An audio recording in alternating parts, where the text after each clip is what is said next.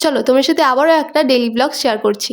তবে এটা অন্যান্য ডেইলি ব্লগের থেকে একটু আলাদা হতে চলেছে। তবে এই ব্লগটা ছিল দুদিন আগের, মানে রবিবার দিনকার ব্লগ। তো রবিবার দিন সকালবেলা উঠেই আমার দিনটা শুরু হয়েছিল মহাদেবের মুখটা দর্শন করে। আর এটা তো শ্রাবণ মাস, আর এই শ্রাবণ মাসের প্রত্যেকটা সোমবারই কিন্তু আমরা সবাই বাবার মাথায় জল ঢালি। বাড়িতে তো প্রত্যেক দিনে আমরা শিব পুজো করে থাকি, কিন্তু এই শ্রাবণ মাসটা এলেই আমরা প্রত্যেকটা সোমবারই অন্যান্য জায়গায় শিবের মাথায় জল ঢালতে যাই। আর এটা ছিল শ্রাবণ মাসের দ্বিতীয় সপ্তাহ। আর এই সপ্তাহে কিন্তু আমাদের গ্রাম থেকে 10খানা গাড়ি করা হয়েছিল তারকেশ্বরে যাওয়ার জন্য। হ্যাঁ, একই দিনে এতগুলো গাড়ি করা হয়েছিল। তবে আরো অনেক কটা গাড়ি যাওয়ার কথা ছিল, তবে কিছু কারণের জন্য ক্যান্সেল করা হয়েছিল।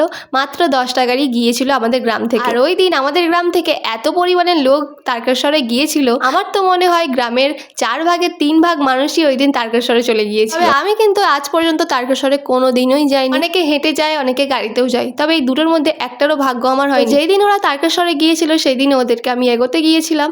আর আমি না, আমার মতন অনেকেই সকলকে এগোতে গিয়েছিল। প্রত্যেকটা গাড়ি ছাড়ার সময় ছিল 10টা, কিন্তু 10টাতে একটাও গাড়ি বেরোয়নি। সকলের বেরোতে বেরোতে 11টা থেকে 12টা বেজে গিয়েছিল। আর ওই দিনের ওয়েদারটা কিন্তু বেশ ভালো লাগছিল। কত সুন্দর একটা ওয়েদার, আকাশটা হালকা নীল হয়েছিল আর তার উপরে সাথে সাথে মেঘ জমেছিল, বেশ সুন্দর লাগছিল। কিন্তু তো ওই দিন কিন্তু আমার বয়ফ্রেন্ডও তারকেশ্বরে গিয়েছিল, তাই ওদেরকে একটু এগোতে গিয়েছিলাম। আর সকলে তো আমাকে জিজ্ঞাসা করছিল যে তুই যাসনি কেন, ও একা যাচ্ছে কেন। আর সকলকে আমি কিভাবে বোঝাই বলতো, আমরা হচ্ছে মেয়ে মানুষ, আমরা যখন তখন যেখানে সেখানে ইচ্ছা হলেও যেতে পারি না, কি আর করা যাবে বলো।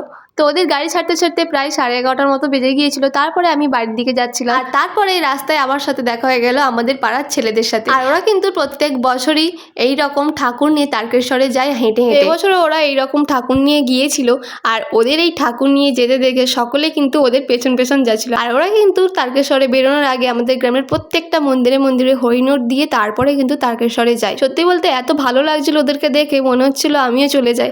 তবে কি আর করবো, আমি তো হাঁটতেও পারি না আর যেতেও পারবো না। তো পরে যদি কখনো ভগবান চায় যে আমি তারকেশ্বরে যাবো হাঁটতে হাঁটতে, তো তবেই হয়তো যেতে পারবো। তো তোমরা কারা কারা তারকেশ্বরে গিয়েছো কিংবা যাবে অবশ্যই কিন্তু কমেন্ট করে জানিও। আর ভিডিওটা শেষ করার আগে সবাই বলো হর হর মহাদেব।